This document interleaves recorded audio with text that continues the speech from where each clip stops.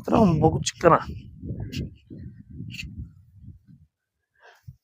అసలు కొమ్మలు ఎత్తి చూస్తే కాయలన్నీ అడుగునే ఉన్నాయి కదా సార్.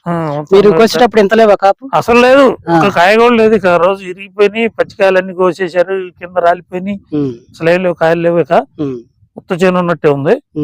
తర్వాత మొత్తం అది పెరిగి తర్వాత బలం కూడా ఇలా పెద్దగా గడ్డి నుంచి కలుపుకోళ్ళు అప్పుడు దొరికేవాళ్ళే, ఇంక పోయింది కానీ నేను ఈ కొమ్మ చూడండి సార్.